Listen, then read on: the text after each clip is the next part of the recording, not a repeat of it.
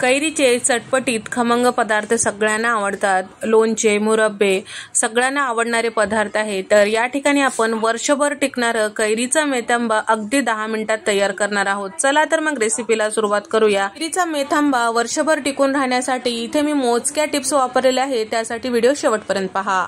तर इथे मी अर्धा किलो कैरी घेतलेली आहे. तर साधारण रात्रभर याला पाण्यात ठेवलेलं होतं. म्हणजे कैरी आणल्याबरोबर आपल्याला पाण्यात ठेवून द्यायची आहे, जेणेकरून यामधला उष्णपणा निघून जातो आणि त्याचबरोबर छान स्वच्छ असं यावरचं चीक काढून घ्यायचं. त्यानंतर कोरड्या कापडाने आपल्याला या पद्धतीने छान असं पुसून घ्यायचं आहे, जेणेकरून यावर ओलसरपणा काही राहणार नाही आणि यावरचं पूर्ण चीक निघून जातो. टिप नंबर 2, कैरीचे कुठलेही पदार्थ वर्षभरासाठी करत असाल तर ते कैरी गच्च असलेली घ्यायची. थोडीशी जरी नरम असेल तर ते कैरी घ्यायची नाही, हे लक्षात ठेवा. तर या ठिकाणी यावरची साल काढून याच्या मोठ्या फोडी चिरून घेतलेल्या आहे या पद्धतीने. आणि ज्या कैरीची छान गच्च अशी कोय झालेली असते तीच कैरी घ्यायची, हे सुद्धा लक्षात ठेवा.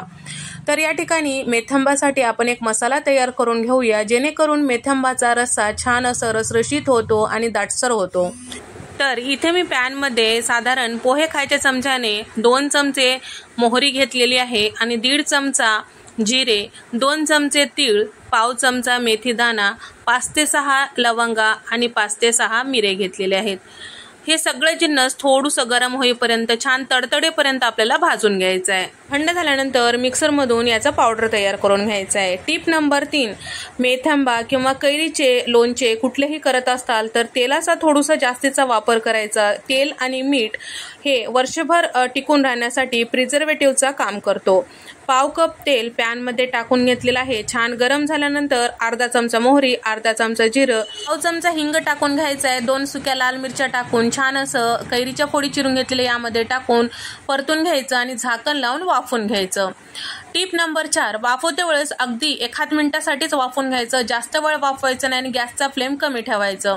जास्त वेळ वाफवताल तर ह्या फोडी ज्या आहेत अगदीच गाळ होऊन जातात.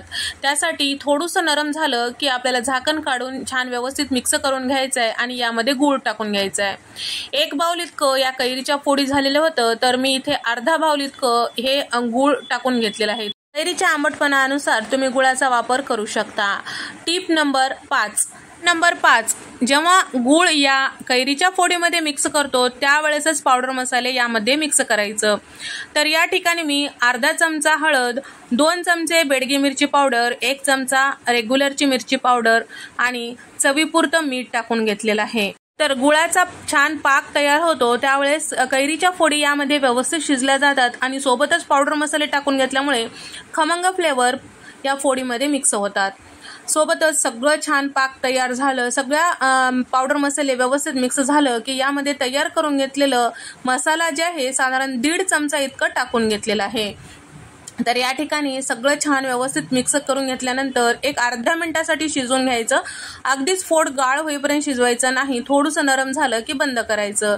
या ठिकाणी आपलं हे कैरीचा मेथांबा तयार झालेला आहे. आता टिप नंबर 6, तर व्यवस्थित जरी मेथांबा झाला, सगळं व्यवस्थित टाकलं आणि छान असा मेथांबा चवीला देखील झाला तरी वर्षभर टिकलं नाही. का?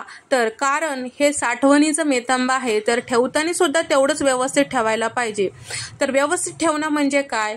तर ज्या कोणत्या बरणीमध्ये आपण भरत आहोत, काचेच्या किंवा प्लास्टिकचा, ते स्वच्छ धुतलेली असायला पाहिजे आणि उन्हाला सुकवलेली असायला पाहिजे. त्याचा वास वगैरे येऊ नये. म्हणजे एखाद्या बरणीचा अगोदर आपण काही ठेवलेलं असतं, त्याचा वास वगैरे येत असतं, त्यामुळे सुद्धा आपलं मेथांबा खराब होऊ शकतो. त्यासाठी उन्हाला सुकवलेली असायला पाहिजे आणि कोरडी बरणी असायला पाहिजे. त्या कोणत्या बरणीमध्ये हे कैरीचा मेथांबा भरत आहोत ते त्याचं झाकण जे आहे अगदी गच्च असायला पाहिजे आणि हवेशीर ठिकाणी हे मेथांबा ठेवायला पाहिजे.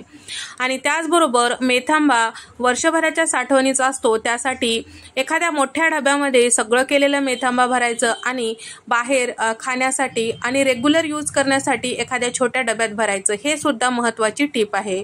तर यामधले सांगितलेले टिप्स आवडले असतील तर व्हिडिओला लाईक करा आणि चॅनलला सबस्क्राईब करा आणि तुम्हाला हा व्हिडिओ कसा वाटला नक्की कमेंट करून सांगा.